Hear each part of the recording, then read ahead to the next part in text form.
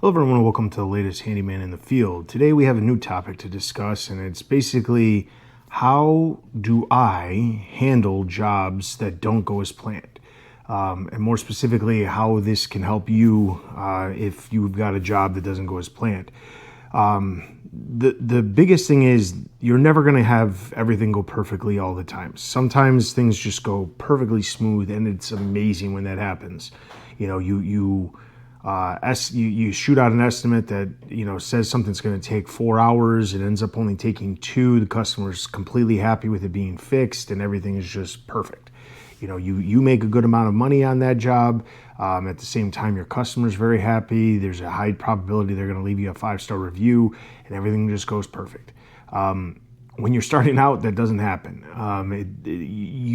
As you get more experience, you're going to learn the little things that make things different and make things work better and make things just run smoother. So you have to prepare yourself for that, but you also have to be able to adjust on the fly. It can be very difficult. I myself have a certain level of anxiety when it comes to certain things.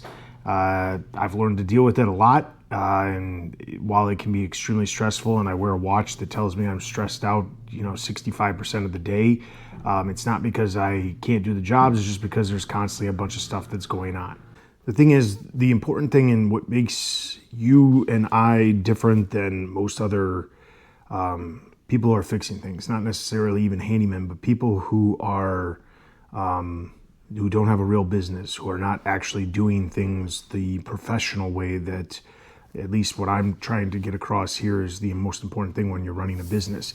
The thing is, you have to be aware that stuff like this happens. It just does. It happens more than you probably think. I will say the first thing that you need to make sure that you always do is you ask as many questions as you can if you're not going on site for an estimate. If somebody says they need a ceiling fan hung, there's only so many probabilities that could happen. How high is it? If it ends up being on a high ceiling, you're not going to end up having a great scenario if you don't have a ladder that's tall enough to reach it. And then you've wasted your time going out there, and then you've also wasted the customer's time because they expected you to be, showing up and doing the job. So you run into these problems, and you have to figure out how to adjust. The best thing, like I said, to do is to ask as many questions as possible. When you have a specific task, someone says, I'd like to get this done, I want to get that done, the best thing you can do is ask a ton of questions. Some customers will get frustrated by the amount of questions that you ask, but they are probably not your ideal customer then. Most customers who hear you asking questions, they're understanding immediately that you're asking these questions because you've dealt with these things, which is getting across that you have a certain level of experience that other people don't have, because other people might not have asked these questions when they initially reached out to people. So you have to think about those things and make sure that you ask the right questions. But what do you do if something actually does go off? Or what happens if something does go wrong? You essentially have to figure out how to adjust what's going on. So like early on when you're starting out, you're probably going to get thrown off by a lot of different things. As you experience more things, you're probably going to you're going to realize that there's certain things that you just know how to do, and you're going to ask the right questions. But you sometimes are going to be put in a situation, even myself, who's been doing this for over 5 years, I run into scenarios where it's like, well, what am I going to do here? What's the best play here? So you have to figure out what to do and how to adjust. The biggest thing is, when you're thinking of how these things could play out, you have to think about hidden issues. If you have a drywall patch that you need to do, you need to know whether or not the drywall patch is in a bathroom. And I say that because you never know what's behind. What happens if the drywall patch is specifically right in the line with, a water line or a main drain line? You're not going to necessarily know that, and you're not going to know it until you open up the wall or see inside of the wall if it's just a minor patch. So you have to know these things ahead of time. If you get to a job and something's worse than expected, you have to understand that sometimes you already have to accept that you might be losing money on the job. That's probably one of the hardest things to do as a business owner running a business like this, is trying to figure out how to make do with what you've done. If you send an estimate and there's issues that arise, you need to be able to adjust properly, but at the same time you have to acknowledge that part of this is maybe a mistake on your own part. And if it is a mistake on your own part, you have to just suck it up and deal with it. That's just unfortunately, sometimes this just happens. I've had jobs where I've lost money. I've had jobs where I've lost a lot of money, but I still finish the job because I want to make sure that I'm, I am coming across as a very professional business owner who acknowledges when there's a fault. Now, I have no problem admitting to the customer that, hey, this job, just so you know, was underbid. I'm not going to charge you anything extra, but I just want you to know that, like, in the future, if something like this comes up, it's very unlikely it's going to be the same price. It sets a certain expectation for the customer as well, but also at the same time gets them to understand that maybe this was a little bit more difficult than you anticipated, which explains why it potentially took longer than maybe what you originally said. Some of the different things that could come up is you have got a part and it doesn't fit, and then you've got to run to the hardware store multiple times trying to get the correct part. That happens a bunch, and it sucks when it happens, especially if you're not near a hardware store, but it just happens. You have to figure out how how to adjust and make do with the time. One of the reasons I don't book a lot of customers on a daily basis is specifically for those unknowns that pop up. Now, in the perfect world, you don't have a lot of unknowns, and you'll have some downtime in between jobs. That doesn't always happen. It does happen more frequently the more experience you get, but it doesn't happen all the time. So that's something you have to do. The other side of it is that something else that can happen is if the scope changes. Let's say you show up, the customer said something very specific. When you show up, you find out that what they told you is very different than what you had. Now, if you sent an estimate and it's in writing exactly what they told you and they agreed to that, that is them agreeing that that was the scope of work.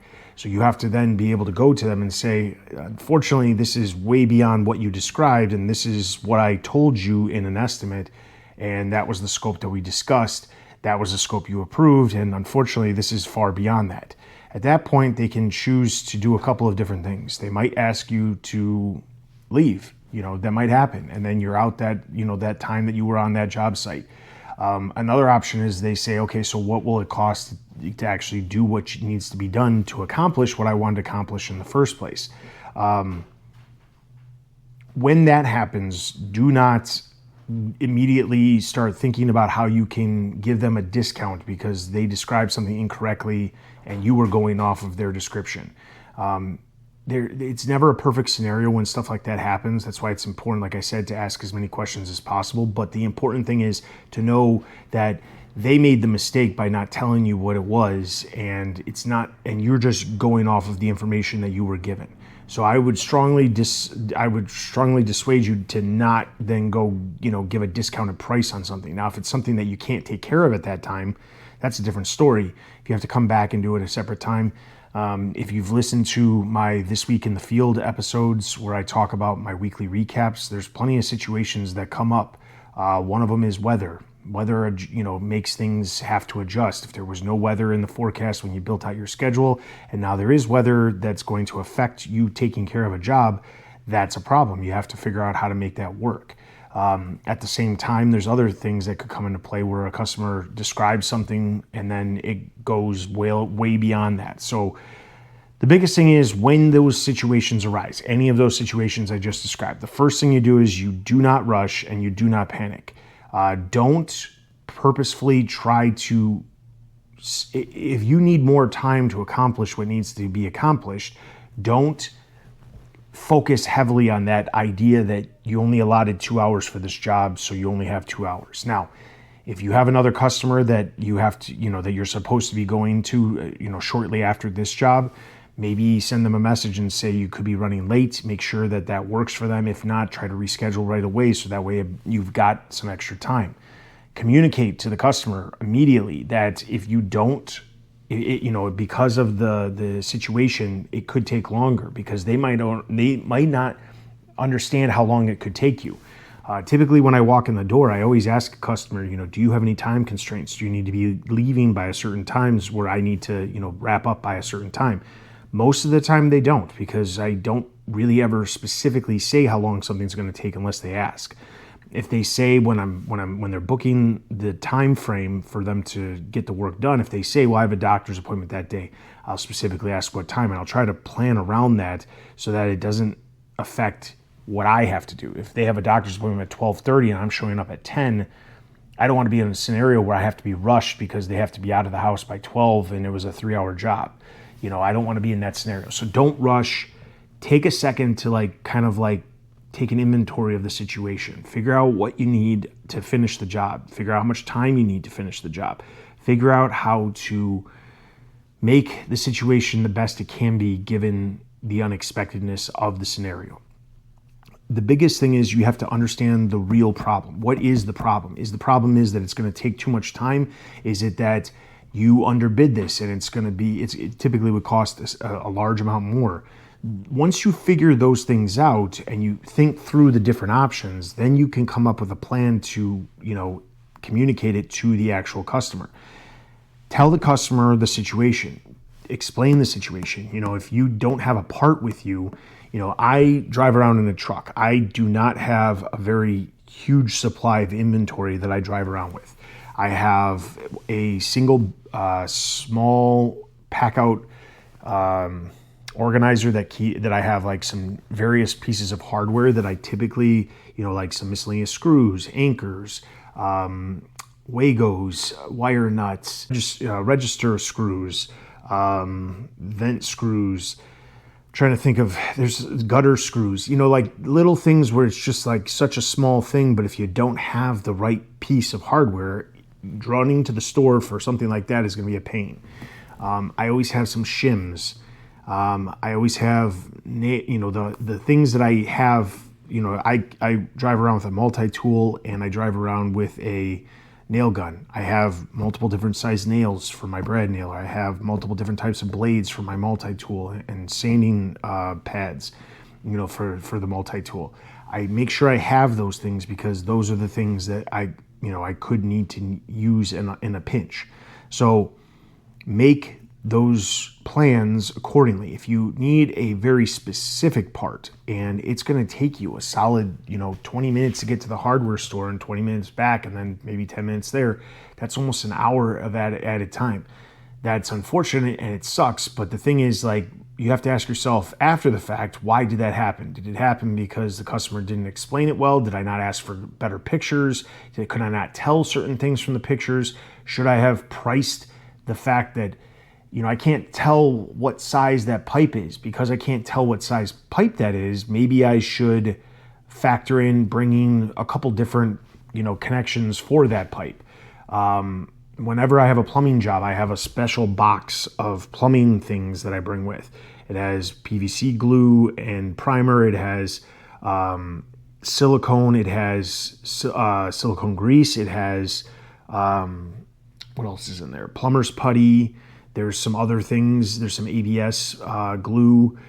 I have all of that stuff in there along with every washer you could possibly imagine for a drain. I don't know how many times I could tell you. I couldn't count how many times I've had a situation where I'm trying to I installed a new sink or I installed a new something for underneath the sink, and the drain assembly, I'm short one washer or one reducer or something ridiculous. And when that happens, it is the most frustrating thing in the world. So what I did was I built out a box, and it has multiples of every washer that you would ever need to have when you're putting together a drain assembly for a bathroom with 1 1/4 or a kitchen with 1 1/2.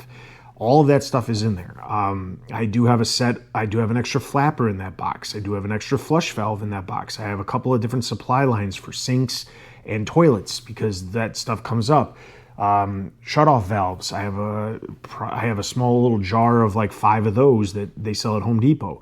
I've got these different things, and it's because I've run into scenarios where I have to run to the store to grab one of those items.